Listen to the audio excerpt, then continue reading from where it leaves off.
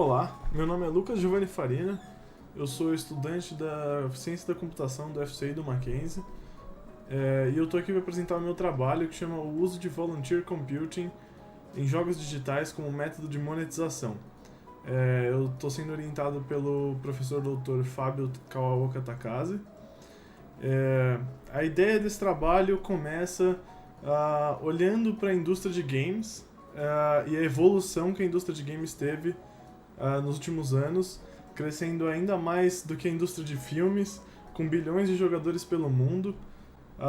Além disso, a evolução do hardware, o hardware ficou mais poderoso durante os anos, mas por conta da evolução da indústria de jogos, as empresas de jogos continuaram tentando fazer jogos para que todo mundo conseguisse jogar.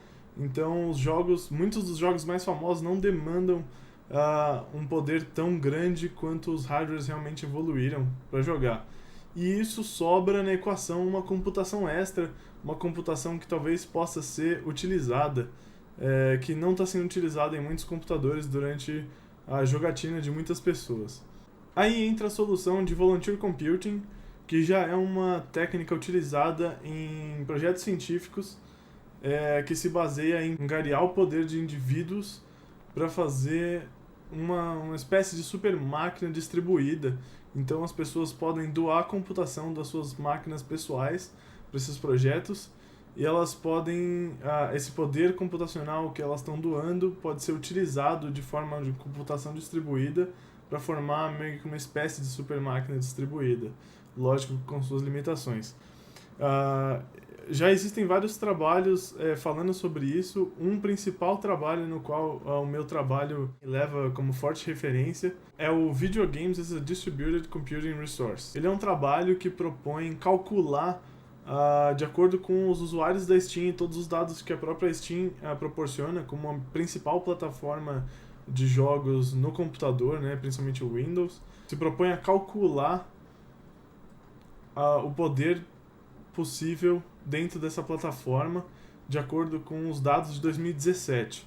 O objetivo dele era tentar comprovar a ideia do poder computacional, tentando angariar isso para o Volunteer Computing mesmo, para projetos científicos, enquanto a minha ideia é fazer essa pergunta para a própria indústria, se é que não seria possível utilizar essa computação extra para fazer realmente como moeda de troca para o entretenimento dos jogos, visando que vários jogos de hoje são jogos do método free-to-play, né? Eles são jogos que em tese são de graça, mas envolvem outros tipos de pagamento, como microtransações, ou então serviços de propagandas no meio que o usuário tem que assistir. O objetivo do trabalho é implementar um protótipo para medir na prática quanto o processamento pode ser angariado sem afetar a experiência de forma negativa do jogo. Quanto a gente pode realmente empurrar a barra desse processamento extra sem realmente afetar o performance nem do jogo nem do jogador.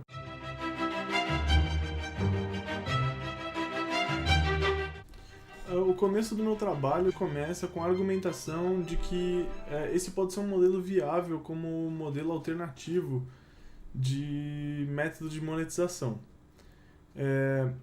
Os jogos eles realmente são influenciados pelos modelos de negócio deles. Entre eles tem o retail, né, o premium, quando você paga antes para poder jogar.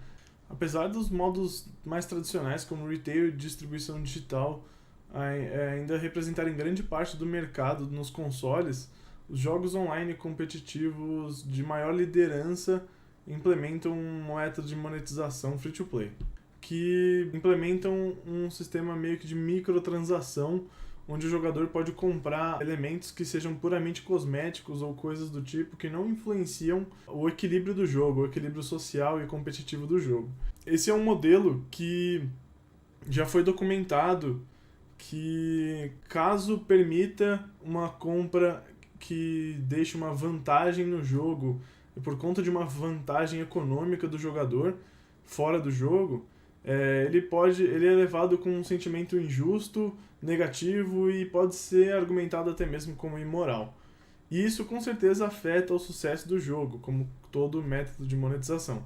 A ideia do Volunteer Computing é que ele também apresenta uma certa alternativa passiva, onde o jogador talvez possa pagar um pouco antes de realmente se dedicar ao jogo, se comprometer com o jogo. Ele é um modelo que também, além da performance gráfica, ele é um jogo que quase não impõe decisões de design sobre o jogo, que deve haver uma certa roupa, um elemento gráfico a ser vendido.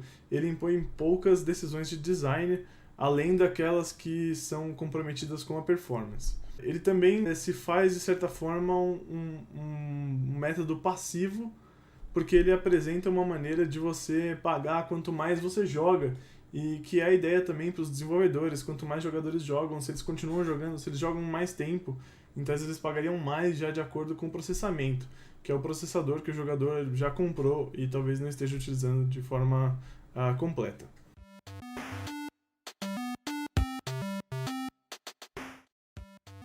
Partindo daí, o meu trabalho começa dos números que o Clark pressupôs que existia do Videogames as a Distributed Computing Resource. Com apenas 20% da utilização da CPU, chegaria a 179 gigaflops de execução.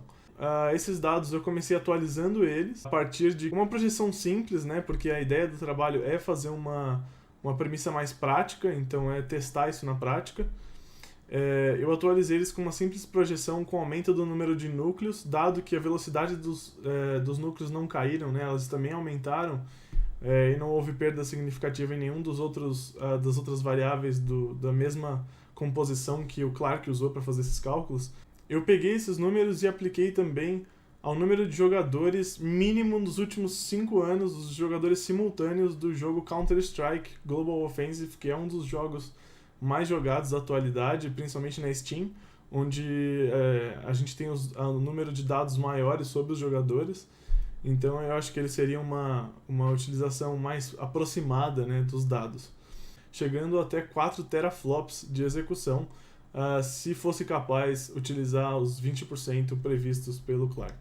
A minha metodologia parte dessa pesquisa bibliográfica, a revisão desses dados, implementar um protótipo em Unreal Engine 4, que é um motor de jogos muito famoso e utilizado pela indústria AAA.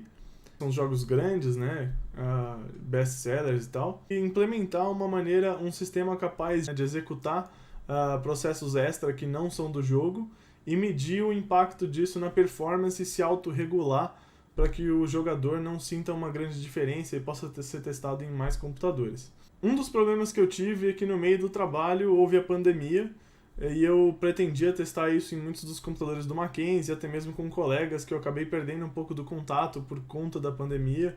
Isso atrapalhou um pouco a parte da análise e coleta de dados, mas eu vou continuar o trabalho com a coleta de dados agora, com alguns testes mais seguros ou mais controlados, em ambientes mais controlados, com uma média do hardware da Steam que pode-se obter hoje em dia, em cima desse template feito na Unreal Engine, que é um tiro em primeira pessoa, com um questionário implementado no final sobre o que a pessoa sentiu do jogo ou sobre a questão da performance e se ela toparia esse tipo de execução extra como um modelo de monetização, para pagar pelo entretenimento. Após a coleta de dados, eu vou pegar esses dados e comparar com a projeção que eu fiz e tentar, de certa forma, obter algum resultado prático e medir qual a porcentagem de execução possível para esse caso de estudo que eu fiz. E para o futuro, eu acredito que seja possível fazer um estudo mais abrangente, que possa ser distribuído de verdade em plataformas maiores ou até mesmo na própria Steam, como um jogo mesmo, e fazer um teste, um jogo como um estudo científico, até mesmo para celulares, agora com a vinda do 5G, que é uma das maiores limitadores de computação distribuída em celulares, né? É a falta de você poder comunicar esses dados após a execução. E talvez até mesmo pensar em um módulo que permita desenvolvedores fazer essa implementação pelo lado deles, independentemente do jogo. Muito obrigado por me ouvir e me assistir até aqui. Espero ansiosamente pelo feedback de vocês.